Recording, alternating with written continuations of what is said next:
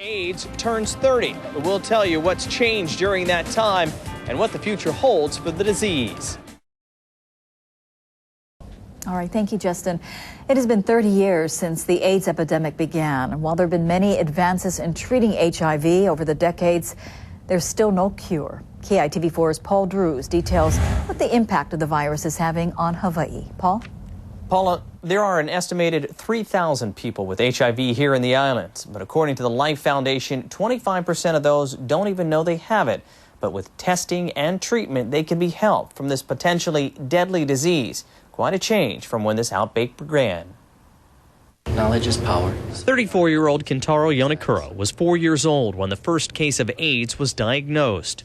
30 years ago, this thing erupted and nobody knew what it was. There was all kinds of hysteria and misconceptions and everything. And people were dying left and right. Some of those people dying turned out to be Kintaro's friends as he got older. I saw a lot of people dying from the complication, but really I saw a lot of complications from the medication itself. And that kind of scared me. It scared him so much that 8 years ago, when he was diagnosed with HIV, he didn't get help.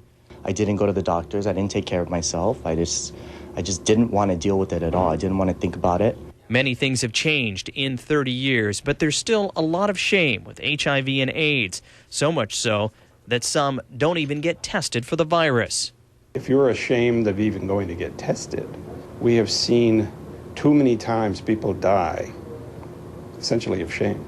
I think I've been exposed, you know. Kintaro is now getting help through support and medication, and those medications have drastically improved over the past 3 decades. But the virus still remains a mystery to scientists.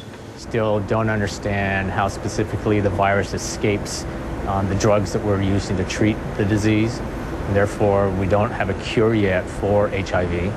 But in labs like this one at the UH Medical School, researchers like Dr. Shiramizu are working to come up with solutions to HIV's many side effects, like an increase in early onset dementia, and one day could help lead to a vaccine or even a cure.